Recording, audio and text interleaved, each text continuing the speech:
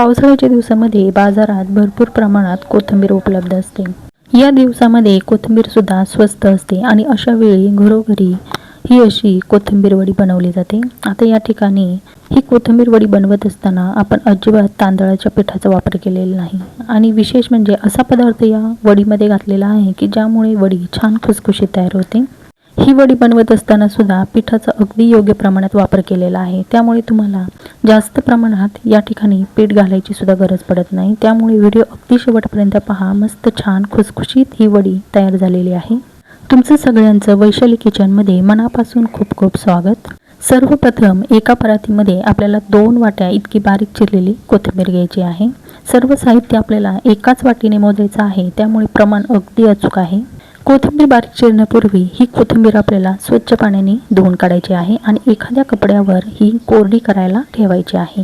पूर्णतः कोरडी झाली ना तरच कोथिंबीर छान बारीक चिरल्या जाते, जर ओलसर असेल तर ती बारीक चिरल्या जात नाही।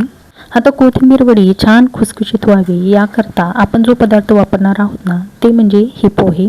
घरामध्ये जे कांदे पोहे आपण बनवतो तेच हे पोहे आहे। हे पोहे सुरुवातीला छान खमंग भाजून घ्यायचे आणि त्यानंतर मिक्सरच्या भांड्यामध्ये बारीक करून याची पावडर बनवून घ्यायची। ज्या वाटीने आपण बारीक चिरलेली कोथिंबीर मोजली ना त्याच वाटीने अर्धी वाटी आपल्याला हे पोहे घ्यायचे आणि मिक्सरच्या भांड्यामध्ये बारीक करून घ्यायचे। थोडेफार जाडसर राहिले तरी विशेष काही फरक पडत नाही, पण शक्य होईल तितकं ही बारीक पावडर आपल्याला करून घ्यायची आहे। पोह्याची पावडर एखाद्या वाटीमध्ये काढून ठेवायची आणि त्याच मिक्सरच्या भांड्यामध्ये आपण छोटंसं एक वाटण बनवणार आहोत। त्यामध्ये काही हिरव्या मिरच्या, तिखटानुसार कमी जास्त तुम्ही करू शकता। त्यानंतर 10-12 लसणाच्या पाकळ्या, 1 टेबलस्पून इतकं जिरं आणि 1 टीस्पून इतका ओवा।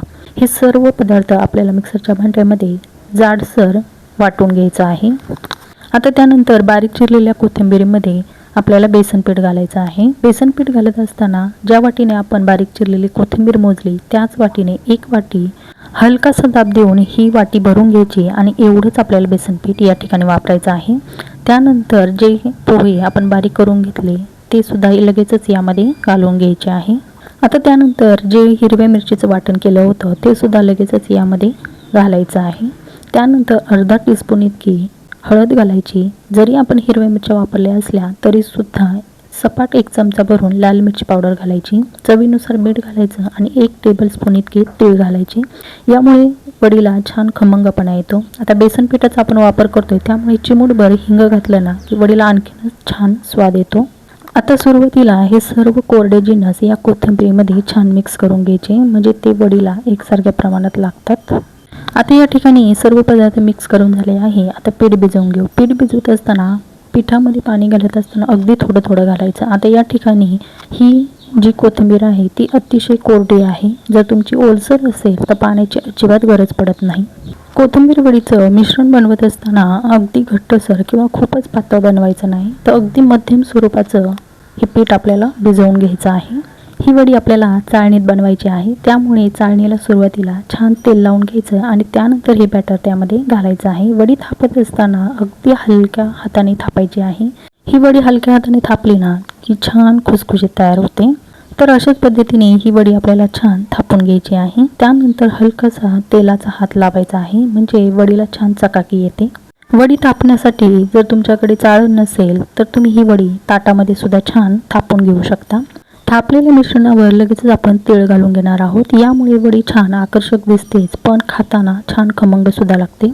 मिश्रण थापण्यापूर्वी आपल्याला एक महत्त्वाचं काम करायचं आहे, ते म्हणजे गॅसवर एखादी कढई किंवा पातेलं ठेवायचं, त्यामध्ये पाणी ठेवायचं आणि छोटासा लिंबाचा तुकडा घालायचा आहे। यामुळे कढई किंवा पातेलं काळं पडत नाही। त्यानंतरच ही चाळण आपल्याला पातेल्यावर ठेवून द्यायची आहे आणि त्यावर एक झाकण ठेवायचं आहे, जेणेकरून याची वाफ बाहेर जाणार नाही। आता साधारणपणे हे बॅटर आपल्याला कमीत कमी 10 ते 15 मिनिटं वाफवून घ्यायचं आहे। अगदी गॅसची फ्लेम लो ठेवायची आणि हे मिश्रण वाफवून घ्यायचं। 10-15 मिनिटांनंतरच त्यामध्ये सुरी घालून बघायची मिश्रण छान शिजलं आहे की नाही।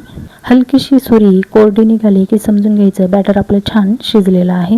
वड्या पाडण्यापूर्वी हे मिश्रण पूर्णतः थंड होऊ द्यायचं, त्यानंतरच याच्या वड्या कापायच्या आहे, म्हणजे त्या छान एकसारख्या निघतात। आता तुम्ही तुमच्या आवडीनुसार लहान मोठ्या हव्या त्या आकाराच्या वड्या इथे कापू शकता। कापलेल्या वड्या तुम्ही 15 दिवस फ्रीजमध्ये आरामात ठेवू शकता आणि ज्यावेळेस तुम्हाला खायच्या त्यावेळेस तुम्ही शॅलो फ्राय करून किंवा डीप फ्राय करून सुद्धा खाऊ शकता, किंवा ह्या वड्या अशा जरी खाल्ल्या ना तरी सुद्धा चवीला छान लागतात. आता या ठिकाणी कापलेल्या वड्या तुम्हाला मी काढून दाखवते. मस्त अगदी सहज या चाळणीपासून विलग होतात. वड्यांना आकार सुद्धा छान पडलेला आहे आणि या वड्या चाळणीला अजिबात चिकटलेल्या नाही, मस्त खुसखुशीत तयार झालेल्या आहे. या वड्या पाहिल्यानंतरच तुमच्या लक्षात येईल की वडी आपली छान खुसखुशीत तयार झालेली आहे. कोथिंबीरीची वडी बनवत असताना शक्यतो पिठाचा कमी वापर ठेवायचा, म्हणजे वडी छान खुसखुशीत तयार होते. आता बऱ्याच वेळा बेसन पिठाचं प्रमाण जर जास्त झालं तर वडी चपटी होते आणि चिवट तयार होते.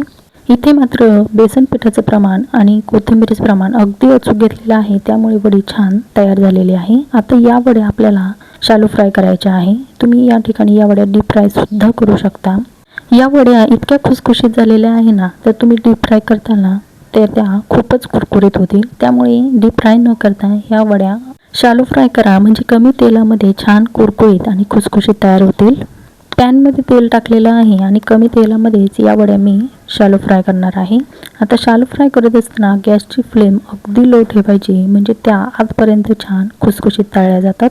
प्रत्येक वेळेस एक एक वडी तळत असताना उलटी पालटी करायची, म्हणजे ती सर्व बाजूनी एकसारख्या अंगावर तळल्या जातात. कोथिंबीर वडी बनवत असताना महत्त्वाचं म्हणजे या कोथिंबीरीमध्ये पिठाचं प्रमाण जर कमी असेल तर वडी छान खुसखुशीत तयार होते. आता इथे प्रमाण अगदी योग्य दिलेलं आहे, त्यामुळे जरी तुम्ही पहिल्यांदा बनवली ही वडी तरी सुद्धा तुमची परफेक्ट तयार होईल. या वड्यांचा रोल बनवत असताना बरेच वेळा रोल व्यवस्थित तयार होत नाही, पण अशा पद्धतीने थापून बनवली ना अगदी नवे शक्य जरी असते ना सहज बनवते. आता या ठिकाणी ह्या वड्या आपल्याला हलक्याशा ब्राऊन रंगावर तळून घ्यायच्या आहे. त्यानंतर एखाद्या टिश्यू पेपरवर किंवा चाळणीवर काढून घ्यायच्या, म्हणजे एक्स्ट्राचं जे तेल आहे ते निघून जातं. तर या ठिकाणी आपल्या सर्व वड्या तळून झालेल्या आहे. मस्त छान खुसखुशीत कुरकुरीत तयार झालेल्या आहे.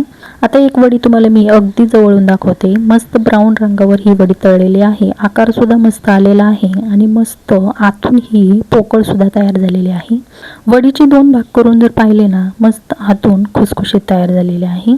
या वड्या जर तुम्हाला जास्त प्रमाणात कुरकुरीत करायच्या असेल तर गॅसची फ्लेम हाय करायची आणि 1-2 मिनटं या वड्या परतून घ्यायच्या, म्हणजे छान त्या वरच्या बाजूने कुरकुरीत होतात आणि आतल्या बाजून छान खुसखुशीत तयार होतात.